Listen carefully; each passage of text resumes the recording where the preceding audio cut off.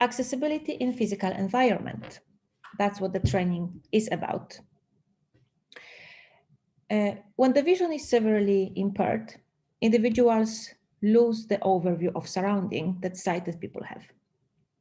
Therefore, a blind or severely visually impaired person depends on predictability, order, and systematics in all aspects of daily life, both indoors and outdoors. Blind people typically rely on sensory information from the tip of a long white cane combined with auditory information. Visually impaired people, on the other hand, have some vision left and use different strategies to orient themselves. Unexpected obstacles can make access difficult or impossible for both groups.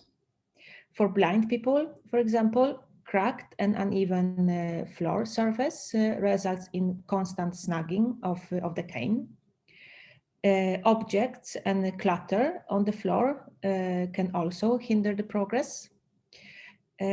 Objects which stick out above waist height will not be detected by a white cane, which can result in collision.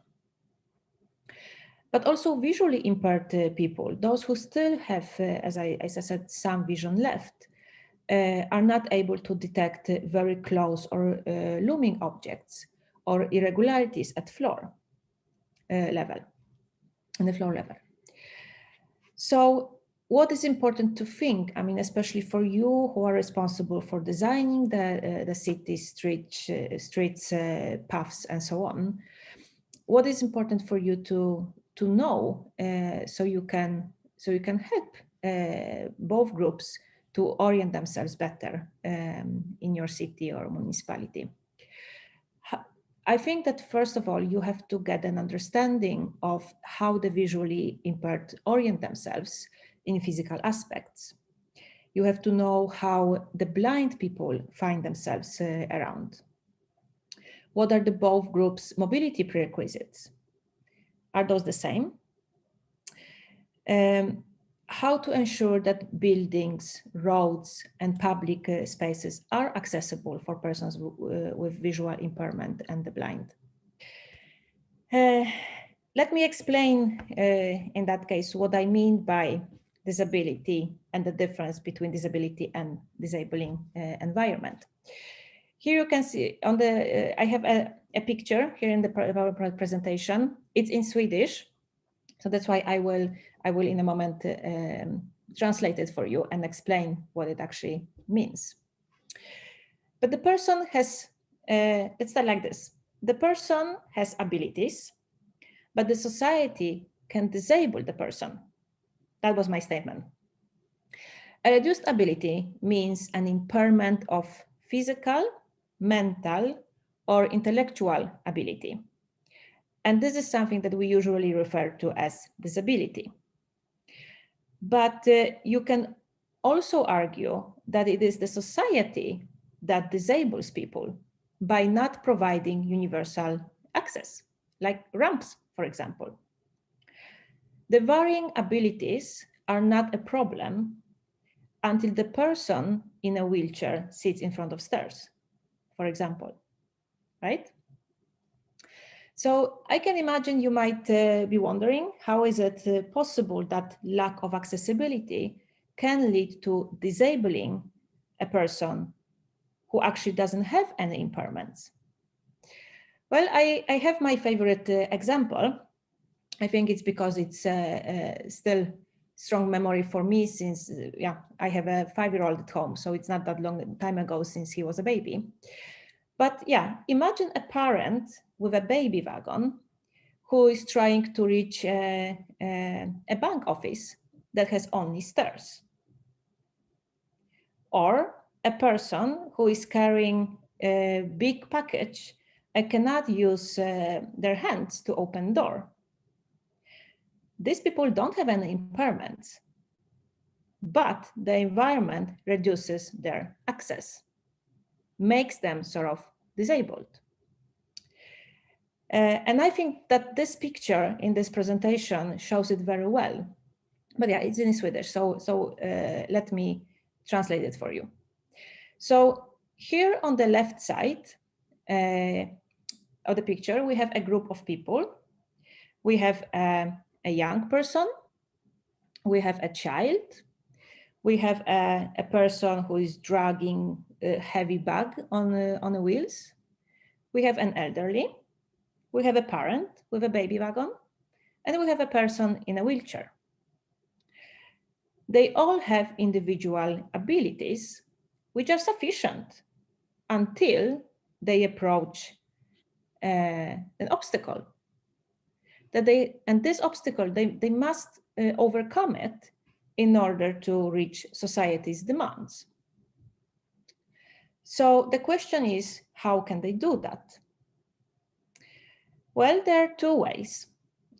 They can either receive and use a certain assistive technology or aids, which increases their abilities, sort of like pushes them up,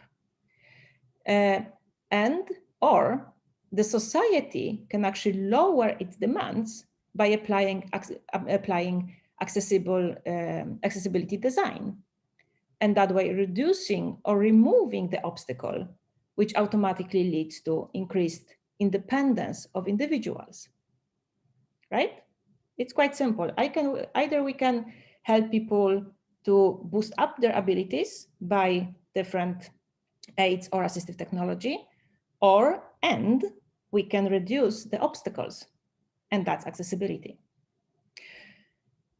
Because in the end, it all comes to allowing people to be independent. And being independent is something we all strive for since we are small babies. I think, another example of, kids example. But I think all of you who have kids, you can remember this moment when the kids become very independent, this kind of sort of called me do it stage, when they all wanna do things on their own. It's about like 1.5, 2 years old. And it's not strange, because being independent, it's part of being a human. We all wanna be in control of our lives, right? I think you can agree on that. So let's start. How can you help the blind and visually impaired persons to be independent and in control?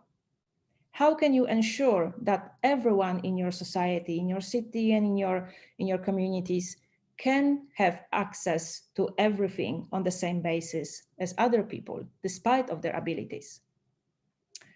So let's start with the transport. What are the transportation needs of the visually impaired and the blind people? What should you think when it comes to bus stops and train stations? That's where we start. So for a visually impaired person to be able to travel independently, stations and stops need to be accessible and safe. That's very important. That means that you should provide tactile surfaces for navigation. Tactile surfaces is a system of textured ground surface indicators found on footpaths, stairs, railways, station platforms, and they assist pedestrians who have a visual impairment. Tactile warnings provide a distinctive surface pattern of truncated domes, cones, or bars, detectable by either a white cane or an underfoot. And they are used to alert the vision impaired person of approaching streets and hazardous surfaces or great changes in the surfaces. They should be always in 2 different colors, so there is a contrast, which makes it clear for visually impaired person that the platform ends, for example, and they don't fall on the tracks or hurt themselves in other way. And tactile surfaces should also be in different sizes so that the blind person can feel the difference either with the cane or with the underfoot.